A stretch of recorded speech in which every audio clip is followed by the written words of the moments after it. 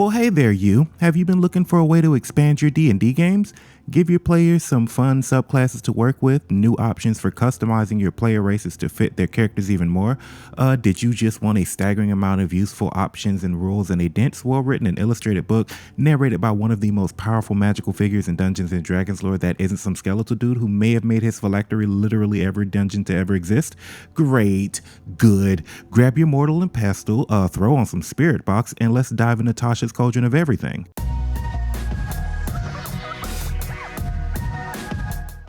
For those of you who don't know who she is, Tasha, also known as Igwilv, is a wizard created by Gary Critamal Gygax, who made her debut in the Greyhawk setting. She's the adopted daughter and student of Baba Yaga, very powerful, very snarky, and cunning enough to seduce the Lord of Gratz, and is an enemy of Mordenkainen in the Circle of Eight.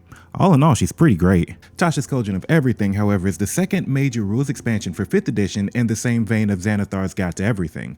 Ticos, I'm just going to refer to it as that for the rest of the video for sake of brevity and my sanity, however, takes that concept and expands on it further, and besides adding in nearly, if not every subclass that was presented in the various unearthed arcanas that Wizards has put out over the past year, it also adds in a bunch of new class features, spells, and ways for players to customize their characters to be more unique. It could be something as small as moving around the ASI bonus that you get during character creation to completely customizing a player race from the ground up.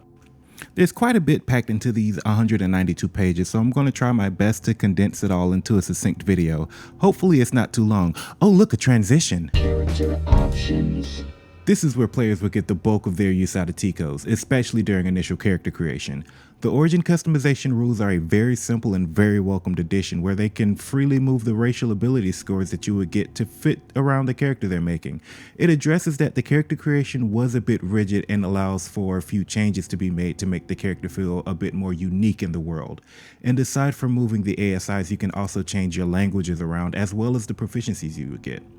Now, a more extreme version is the included custom lineage, which lets players choose a race to base their looks off of and do something completely unique, letting them choose their size, speed, ASI, a starting feat, either dark vision or a single skill proficiency of their choice, and then common and another language to start with. It really opens up the character creation process to get as distinct with your character as you want. There's even included rules for changing your subclass in a game if you find yourself not enjoying the one that you're playing. Just a couple gold, 100 times your current level, some time, and a little bit of blood, and your wild magic sorcerer is now a blue draconic ancestry sorcerer, literally shocking both enemy and friend alike. So that's very schwanky. For the most part, every subclass that was featured in playtest material is now officially here, the only kind of exception being the Artificer, which was initially released in the Eberron setting, but that's now being published here. I guess that's now setting the precedent that fantasy Iron Man can show up in Faerun. That's cool. Alongside that, every other class gets small base upgrades too, like every spellcaster class getting an expanded spell list, and the martial class is getting some new fighting styles. Instead of listing off each one of the 34 new subclasses and making this video far too long, I'm going to just point out some of the ones that I think are cool either thematically or mechanically. Unless you do want a video of that, comment below and let me know. For the Artificer is Armorer, and that's pretty much saying, no Strahd, I am Iron Man. Barbarian Path of the Wild Magic is simply, when I get angry, things get weird. Fighter, Rune Knight's pretty much, you want to see me get real big. Monk, Astral Self is something aura. I'm pretty sure that's a reference to something I don't anime. Paladin has Oath of the Watchers. It's like Men in Black, but with blunt weapons and smites. For Sorcerer, you get Clockwork, and you are Order, and you will bend everything to your machinations. And finally, Wizard gets Order of Scribes. Yeah, I thought the movie Page Master was kind of great too. Also included in this absolute onslaught of subclasses, Tasha's offers a handful of new feats for you to personalize your adventure. Now it's time for the lightning round. Artificer Initiate. You learn how to cast a cantrip and a first level spell from the Artificer list and get proficiency with some kind of artisan's tools. Good, but not great. Chef, you either up your con or your wisdom by 1 and learn to cook so good that you can give people temp hit points on a short rest, or you make rare candies to give out temp hit points during the day. Really, for lack of a better word, flavorful. Crusher, you up your strength or your constitution by 1, move a creature 5 feet when dealing bludgeoning damage, and give a debuff when you crit. This one seems like a lot of fun on a fighter. Eldritch Adept, you learn an Eldritch Invocation. Throw this on your sorcerer and have the most customized spells.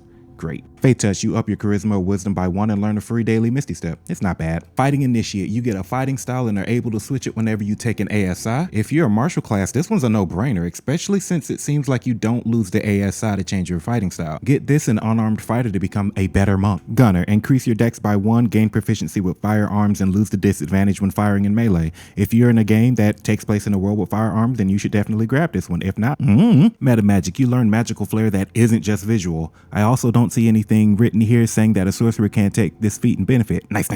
Piercer, increase your strength or dex by 1, reroll damage for all piercing damage once, and do extra damage on a crit. What's not to love about stabbing better? Shadow Touched, increase your intelligence, wisdom, or charisma by 1, and you learn to become invisible and get a free first level illusion or necromancy spell.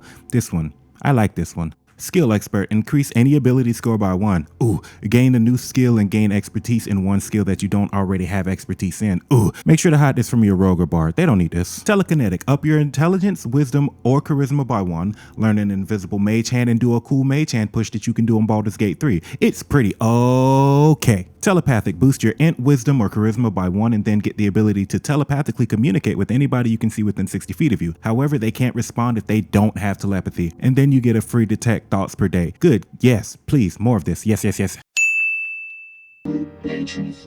is another concept that was introduced in Eberron that got brought over and expanded. This serves several purposes. The first is giving your players a common connection rather than them all being some random mooks who stopped a bar fight. It also helps you set the tone of your campaign, because a game where the players are all working for a research academy will play totally different than one where they are helping spread a criminal syndicate or on a mission from a holy order.